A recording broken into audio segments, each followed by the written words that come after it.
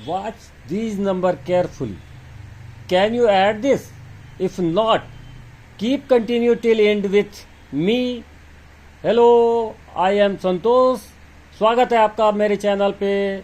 तो सीखते हैं कैसे इन नंबरों को ऐड करेंगे। तो स्टार्ट करते हैं। पहला बात समझना कि अगर किसी भी फ्रैक्शन को ऐड करना है तो उसका डिनोमिनेटर सेम होना चाहिए।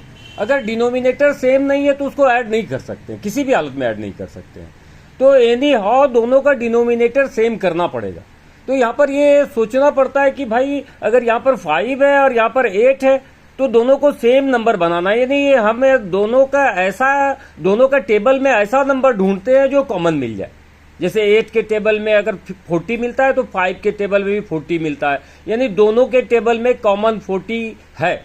इसका मतलब सीधा सा कि एलसीएम निकालना पड़ता है, यानी 5 और 8 का एलसीएम अगर 40 होता है तो दोनों को 40 हम बना सकते हैं। कैसे? हम इसको मल्टीप्लाई कर रहे हैं एक्चुअल में 1 से। What is 1? यहां पर 1 जो है ना 8/8 के फॉर्म में, यहां पर 1 8/8 के फॉर्म में। 8/8 भी तो 1 होता है, 8 को 8 से डिवाइड करेंगे 1 हो जाएगा। तो एक्चुअल में हम 3/5 को 1 से मल्टीप्लाई कर रहे हैं।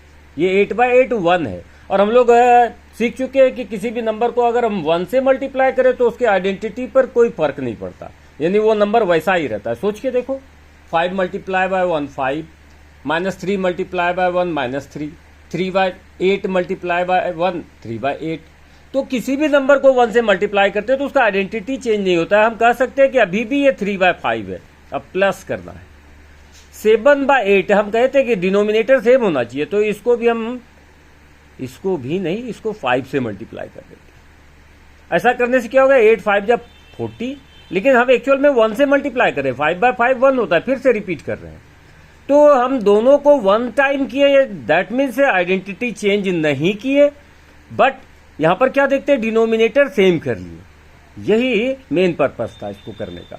तो अब ये नंबर दिख रहा है 8 3 जा 24/40। और यहां पर मल्टीप्लाई भी हम देख लेते हैं कि ऊपर ऊपर हम मल्टीप्लाई कर सकते हैं, नीचे नीचे मल्टीप्लाई कर सकते हैं। ठीक है ना, ये रूल है। और ये हो जाएगा 7 5 जा 35 मल्टीप्लाई बाय 40। अब ये नॉर्मल नंबर की तरह बिहेव करने लगा। हम इस 40 के बारे में अब सोचना बंद कर देंगे। हम कहेंगे दोनों का कॉमन 40 हो चुका है यहाँ। अब यहां पर हमारे पास 2 नंबर है, यहां पर है +24 है, यहां पर है +35। यदि एक्चुअल में अगर पूरा सोचा जाए तो ये पूरा नंबर पॉजिटिव था, ये भी पूरा नंबर पॉजिटिव था। हम कई वीडियो में डिस्कस कर चुके हैं कि सेम साइन को हमेशा ऐड करना चाहिए, उसका साइन को चेंज नहीं करना चाहिए। तो ये दोनों का साइन सेम है, यानी 24 और 35 का साइन सेम है, तो इसको हम ऐड कर सकते हैं और उसका साइन चेंज नहीं करेंगे, यानी आंसर प्लस में ही आएगा। अब ऐड करेंगे इसको 25, थोड़ा देर के लिए समझ लेते हैं। तो 25 और 35 60 हो गया, 1 कम कर देंगे 59। इसका आंसर आ चुका है। अब इसको चाहे तो कोई ऐसा ही रहने दे सकता है मिक्स फ्रैक्शन में, या फिर इसको प्रॉपर में दिखा सकता है। तो प्रॉपर में करने के लिए सोचेंगे कितना 40 है, तो कहेंगे 140 है, तो 1 यहां लिख डालें। और इसके बाद फिर 40 लेने के बाद कितना बचा, 19 बचा, 19/40 बचा है। अब इस पे आते हैं। यहां पर भी अभी बता चुके थे पिछले क्वेश्चन में कि डिनोमिनेटर सेम करना पर्पस होता है। उसको एलसीएम से भी जान सकते हैं, लेकिन कभी कभी आइडिया भी लगा सकते हैं। तो यहां पर अगर 14 है तो यहां भी 14 किया जा सकता है। क्या करेंगे इसके लिए, हम इसको 2 टाइम कर दें, तो इसको मल्टीप्लाई बाय 2 किए, इसको भी मल्टीप्लाई बाय 2। अब इसको ऐड करना है, तो अब ये क्लियर दिख रहा है -6 मल्टीप्लाई बाय 2। जब 2 डिफरेंट साइन के नंबर को मल्टीप्लाई करते हो तो हमेशा निगेटिव आता है, तो यहां आ जाएगा -12/14। अब प्लस यहां पर जो है 3/14 है। तो यहां पर क्या है, दोनों का साइन डिफरेंट देख रहे हैं, एक निगेटिव नंबर है, एक पॉजिटिव नंबर है। रूल में बताए हुए कि डिफरेंट साइन को हमेशा सब्ट्रैक्ट करना चाहिए। फिर से एक बार रूल समझा देते हैं कि अगर ऐड करते रहते तो सिर्फ ऐड के बारे में सोचना चाहिए, जब मल्टीप्लाई करते रहते तो सिर्फ मल्टीप्लाई के बारे में सोचना चाहिए। तो जब हम ऐड करते हैं तो एडिशन रूल यूज करते हैं। What is addition rule? तो सेम साइन को हमेशा ऐड करना चाहिए, यानी सेम साइन के नंबर को, इस नंबर का साइन पॉजिटिव होता और इसका भी पॉजिटिव होता तो हम ऐड करते। अगर डिफरेंट साइन हो जैसा यहां पर है उसको सब्ट्रैक्ट करना चाहिए। पहला वाले में फिर से आते हैं। सेम साइन के नंबर को, यानी दोनों निगेटिव हो, ऐड कर देंगे लेकिन साइन निगेटिव रहेगा। दोनों पॉजिटिव हो, ऐड कर देंगे लेकिन साइन पॉजिटिव रहेगा। क्या समझे कि सेम साइन के नंबर को ऐड कर देना चाहिए और उसके साइन को चेंज नहीं करना चाहिए, और डिफरेंट साइन के नंबर को सब्ट्रैक्ट करना चाहिए और बड़े वाले नंबर का साइन कंटिन्यू करना चाहिए। तो यहां पर डिफरेंट साइन है तो घटा देंगे, तो 12 में 3 गया 9 हो जाएगा, और ये बड़ा ये वाला था तो -9 हो जाएगा। एक्चुअल में प्रोसेस एडिशन सब्ट्रैक्शन का ऊपर ही चलता है, नीचे तो बस एक जैसा होने से ये कंडीशन है कि फ्रैक्शन को तभी ऐड कर सकते हैं जब तक डिनोमिनेटर सेम ना हो। सेम हुआ तो फिर हम नॉर्मल नंबर की तरह सोचेंगे, ऊपर -12 है, इसमें +3 है, तो इससे -9 बचा रह गया और नीचे 14 है। एक और नंबर ले लेते हैं जिसमें दोनों निगेटिव हो। ऐसे तो सीख ही चुके कि फ्रैक्शन के लिए सीधा सा बात है, एकदम छोटा सा बात अगर समझना कि डिनोमिनेटर सेम होगा तो फिर उसको नॉर्मल नंबर की तरह बिहेव कर सकते हैं, यानी नीचे का दोनों नंबर सेम होना ही चाहिए। जिसको भी जोड़ दे 2, 3, 4 जितना भी हो, उससे कोई मैटर नहीं करता है, लेकिन डिनोमिनेटर सभी का सेम होना चाहिए। तब फिर हम जैसे सीखे थे जूनियर क्लास में कि सभी का सेम साइन हो तो ऐड कर देना चाहिए, सभी का डिफरेंट साइन वो करेंगे। तो इस तरीके से आंसर है। एक नंबर लेते हैं जिसमें दोनों निगेटिव हो, जैसे मान लो हमारे पास है -5/7 अब -3/8, ठीक, दोनों निगेटिव। अब हम प्रोसेस से जान चुके हैं, रूल से, कि भाई ऐड ही करेंगे, जो भी रिजल्ट आएगा दोनों नंबर का उसको ऐड कर देंगे और साइन चेंज नहीं करेंगे, यानी माइनस में ही आंसर आएगा। इतना सा तो प्रिडिक्ट कर ही सकते हैं।